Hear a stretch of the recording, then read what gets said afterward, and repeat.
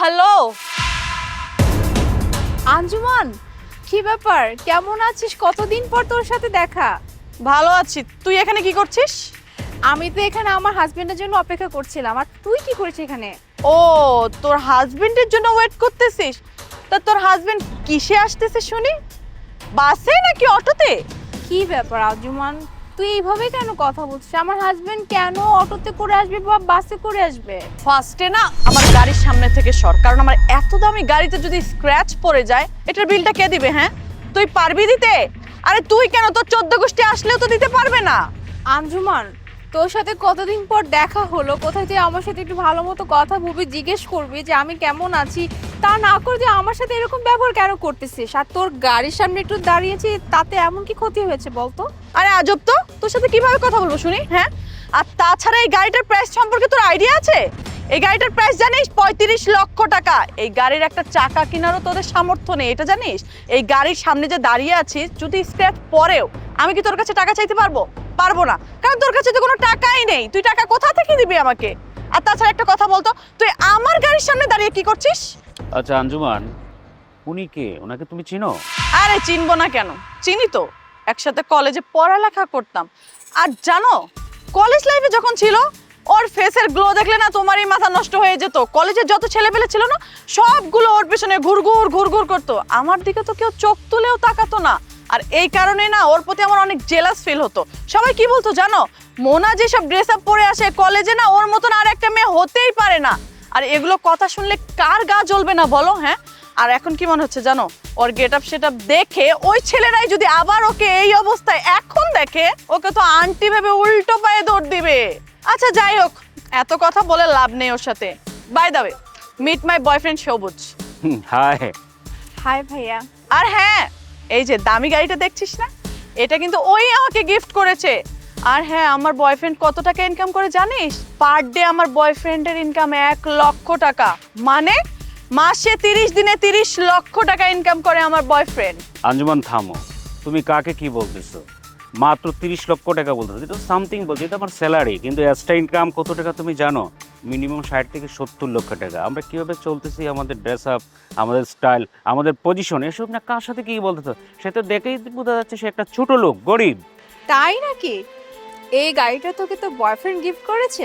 বাহ, গাড়িটা তো বেশ সুন্দর। তুই না বললি মাত্র যে ভাইয়া তোকে অনেক বেশি ভালোবাসে, তার ইনকাম সোর্স অনেক ভালো, প্রতি মাসে 30 লাখ টাকা ইনকাম করে। ভালোই তো, ভাইয়া যেহেতু সেটেল, ভাইয়া তোকে ভালোবাসে, এক কাজ কর, বিয়ে করে ফেল। শুধু শুধু প্রেম ভালোবাসা করে কোনো লাভ নাই। এই যে দেখ আমাকে, আমি তো সবসময় এটাই বলতাম যে আমি কখনো প্রেম ভালোবাসা করবো না, যদি কাউকে ভালো লাগে ডিরেক্টলি বিয়ে করে ফেলবো। এই যে দেখ আমি বিয়ে করে ফেলেছি, তোরাও বিয়ে করে ফেল। হয়েছে, এখন না একটু থাম। তোদের মতন ফকিন্নিরা না এই বড় বড় ডায়লগ দেওয়া ছাড়া না আর কিচ্ছুই জানে না। কারণ ওরা খুব ভালো করে জানে সমাজে তো তাদের কোনো রেসপেক্ট নেই, তো তারা কিভাবে চলবে? তাদের এই যে চাপা দেখতেছিস না, এই চাপার জোরে তারা চলে। আর ঠিক তুইও সেটাই করতেছিস। শোন, আমার সামনে এসব বড় বড় ডায়লগ দিয়ে কোনো লাভ নেই। আর এই যে ভালোবাসার ডায়লগ দিচ্ছিস না, ভালোবাসা দিয়ে কিচ্ছু হয় না, বুঝতে পেরেছিস? বাস্তবতা অনেক কঠিন। টাকাই হচ্ছে সব। টাকা যদি জীবনে না থাকে না, রাস্তাঘাটে চলাফেরাটা অনেক কঠিন হয়ে দাঁড়ায়। যেমন নিজেকে দেখ না, তোর যদি আজকে টাকা থাকতো, তুই কি এই রোদের মধ্যে এখানে দাঁড়িয়ে থাকতি? হ্যাঁ বল আমাকে। টাকাটাই মেন। সো এসব বড় বড় লেকচার দেওয়া বন্ধ কর। আরেকটা কথা, কলেজের ড্রেস আপ কি ছিল আর এখনকার ড্রেস আপ দেখ। কলেজে কি ছিলি? কলেজে তোর ফেসের গ্লো দেখলে তো আমারই জ্বলতো। আর এখন তোকে দেখে না আমার অনেক শান্তি লাগতেছে, কারণ এখন তোর যা অবস্থা, লুকস লাইক অ্যান্টি টাইপ। শোন আঞ্জুমান, তুই যে বললি না যে কলেজে থাকাকালীন ছেলেরা আমার প্রতি ক্রাশ ছিল, আমাকে দেখে পাগল হয়ে যেত, বাট এখন আমার অবস্থা কি, আমাকে দেখে আন্টি আন্টি মনে হচ্ছে, আমি কিরকম একটা শাড়ি পরে আছি। ফার্স্ট অফ অল হচ্ছে আমি এখন ম্যারিড, হ্যাঁ। আর একটা মেয়ে যখন বিয়ে করে তখন তার অনেক কিছু পরিবর্তন করে ফেলে বা পরিবর্তন করা উচিত। তার কারণ হচ্ছে তার হাজবেন্ড আর তার শ্বশুরবাড়ি, এই দুইজনেরই মান সম্মানের ব্যাপার ওই মেয়েটার সাথে জড়িত থাকে। আর তুই যে বারবার এই কথা বলছিস যে ওই ছেলেগুলো এখন তোকে দেখলে আন্টি ভেবে উল্টা পায়ে দৌড় দেবে, দৌড় দেখ না, তাতে আমার কি? ওই ছেলেগুলো আমাকে দেখে যদি উল্টো পায়ে দৌড়ে দেয়, এই মুনার না কিচ্ছু যায় আসবে না। কেন জানিস? কারণ আমার পাশে বা আমার জীবনে যে মানুষটা আছে, এই মানুষটা আমাকে এতটাই ভালোবাসে, আমাকে এতটাই কেয়ার করে যে আমার হাজারটা মানুষের দরকার নাই। আর কি বলি জানো, আমি এই শাড়ি পরে কেন আছি? আরে শাড়ি পরে আছি তো কি সমস্যা? হ্যাঁ, শাড়ি পরাটা কি কোনো খারাপ জিনিস? হ্যাঁ, আমি মানছি তুই অনেক ওয়েস্টার্ন ড্রেস পছন্দ করিস বা ওয়েস্টার্ন আউটফিট পরে, আমি ওয়েস্টার্ন আউটফিটকে কখনোই ছোট করছি না। ইভেন আমি ওয়েস্টার্ন আউটফিট পার্সোনালি পছন্দও করি, কিন্তু আমি বললাম না যে আমি এখন ম্যারিড। আর সব থেকে বড় কথা কি জানিস, আমার হাজব্যান্ড সবসময় এইটাই বলে যে মোরা তোমার যেটা ভালো লাগে তুমি পরো, আমার কোনো ধরনের বাধা নাই যে তুমি এইটা পড়তে পারবে না ওইটা পড়তে পারবে না। ইভেন আমার শ্বশুরবাড়ির ফ্যামিলিরা আমাকে সেম কথাই বলে যে তোমার যেটা ভালো লাগে তুমি সেটাই পড়বে, কখনো তুমি এইটা মনে করবে না যে না আমার শ্বশুরবাড়ির জন্য আমি এটা পড়তে পারছি না ওইটা পড়তে পারবো। বাট আমার নিজের শাড়ি পরতে অনেক বেশি ভালো লাগে, তাই আমি শাড়ি পরি। আর তুই এইভাবে জাস্ট শাড়ি পরে আছি, এভাবে রাস্তায় দাঁড়িয়ে আছি, এইটা দেখে তুই আমার হাজবেন্ড নিয়ে যা তা বললি। তুই আমার হাজবেন্ডের ব্যাপারে শুনলে হয়তো পরবর্তীতে কথা বলার মুখ থাকবে না। হয়েছে, আমি কি করব না এটা না তোকে বলার কোনো প্রয়োজন নেই। তুই কি চাচ্ছিস? হ্যাঁ, তোর মতন আমিও আন্টি হয়ে যাই? তুই তো চাইবি যে আমিও যেন তোর মতন আন্টি টাইপ শাড়ি পরে এরকম মেন রোডে দাঁড়িয়ে থাকি, তাই তো? শোন, এসব লেকচার আমাকে দিতে আসিস না। আঞ্জুমান, তুই অনেক বলে ফেলছিস। হ্যাঁ, তুই ননস্টপ আমাকে যা ইচ্ছে তাই বলেই যাচ্ছিস, আমার ব্যাপারে কোনো কিছু না জেনে না বুঝে। ইভেন তুই আমার শ্বশুরবাড়ির সম্পর্কে কিছু না জেনে না বুঝে তুই এরকম ছোট করছিস। স্পেশালি তুই আমার হাজবেন্ডকে ছোট করছিস। তুই আমার হাজবেন্ডের ব্যাপারে কতটুকু জানিস? হ্যাঁ, আমার হাজবেন্ড কি করে এটা জানিস? আমার হাজবেন্ডের ইনকাম সোর্স জানিস? যে তুই এইভাবে কথা বলছিস যে আমার হাজবেন্ডের মুরত নাই, আমার হাজবেন্ড এইটা করতে পারে না সেটা করতে পারে না, রাস্তাঘাটে এইভাবে আমাকে দাঁড় করে রাখছে।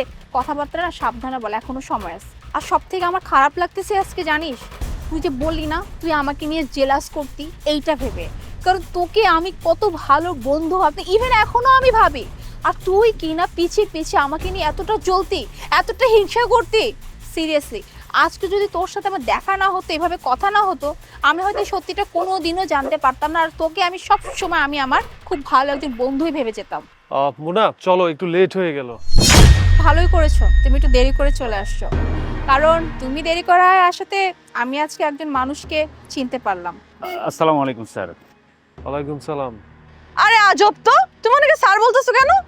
হ্যাঁ, তুমি দেখতে পাচ্ছ না যে ওই লোকটা আমার ফ্রেন্ডের হাজবেন্ড? তোদের লেভেলটা কোথায়? তুমি ওনাকে স্যার কেন বলতেছো? আরে আরে তুমি থামো, ওনাকে তুমি চিনো নাকি?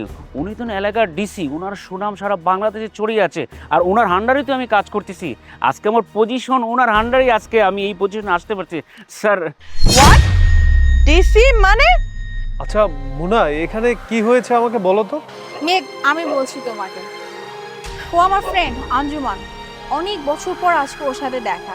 কিন্তু তুমি জানো, আজকে ওর সাথে দেখা হয়ে জানতে পারলাম ও নাকি কলেজে থাকাকালীন আমাকে নিয়ে অনেক জেলাস করতো, অনেক হিংসা করতো। ইভেন আমাকে এতক্ষণ ননস্টপ অপমান করেই যাচ্ছিল। এটা বলে যাচ্ছিল আমার হাজবেন্ডের নাকি মুরত নাই, আমার হাজবেন্ড নাকি হয়তো কোনো অফিসে পিওনের চাকরি করে, সর্বোচ্চ করে 10 থেকে 15,000 টাকা স্যালারি পাবে, ব্লা ব্লা কত কি। আমাকে নাকি সস্তা শাড়ি এভাবে পরিয়ে রাস্তার মাঝখানে দাঁড় করে রেখেছে, কত কি যে বলেছে যা তোমাকে বলে বুঝাতে পারবো না। এনিওয়ে আঞ্জুমান, তোকে এখন আমি একটা কথা বলি। তোকে শুরুতেই কিন্তু আমি বলছিলাম যে আমার হাজবেন্ডের ব্যাপারে না জেনে না বুঝে না শুনে এভাবে জাজমেন্ট করা কিন্তু তোর উচিত হচ্ছে না। আমি আমার হাজবেন্ডের পরিচয়টা এখন তোকে দিয়ে দিচ্ছি। আমার হাজবেন্ড হচ্ছে এই শহরের একজন ডিসি। কি অবাক হয়ে গেলি তাই না, যে একজন ডিসির ওয়াইফ কিভাবে এভাবে রাস্তায় দাঁড়িয়ে আছে? শোন, আমি না এতটা পার্ট নেই না, না কলেজ লাইফে নিতাম, না এখন নেই, না সামনে নিব। ওই যে কথায় আছে না, খালি কলস বাজে বেশি। আমার কলসটা তো খালি না, তাই বাজেও কম। যেমনটা তোর কলসটা খালি তো তাই বাজে বেশি। এই যে তুই এতক্ষণ ধরে এত কথা বললি, তোর নিজের কি আছে রে? হ্যাঁ, তুই নিজে কি করছিস? তোর তো নিজের বলতে কিছু নাই, সব তো এই বয়ফ্রেন্ডের টাকা ঘুরিস ফিরিস খাস, কত কি করিস। ইভেন এই যে গাড়িটা নিয়ে এত কথা এত কিছু এত কাহিনী, এই গাড়িটা তো তোর বয়ফ্রেন্ডই কিনে দিয়েছে। এখন সাপোজ যদি এই বয়ফ্রেন্ড তোকে ছেড়ে চলে যায়, তাহলে বয়ফ্রেন্ডের সাথে সাথে এই গাড়ি টাকা পয়সা তোর এই অহংকার দেমাগ সব কিছু চলে যাবে। তাই বলি কি, এখনো সময় আছে, নিজের জন্য ভাব, নিজে কিছু করার চেষ্টা কর। পরের টাকা ফুটাঙ্গি করে বেশি দিন চলা যায় না, সর্বোচ্চ গেলে 2 থেকে 3-4 দিন, 1 সপ্তাহ, এরপর কিন্তু আর চলা যায় না। তাই এখনো সময় আছে, ভালোবাসা আর মানুষকে মূল্যায়ন করতে শেখ। টাকা পয়সা আসবে যাবে, এটা কোনো ব্যাপারই না।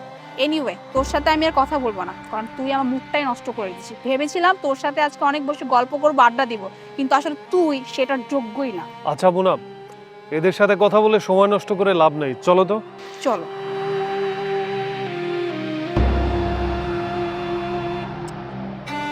আঞ্জুমান, তুমি কাজটা কি করছো তুমি জানো? উনি আমার স্যার, আমার চাকরিটা আছে কি না আমি জানি না। কোথায় কি বলবা না বলবা সেটা আসলে মাছি সিচুয়েশন তোমার ঠিক নেই। চলো।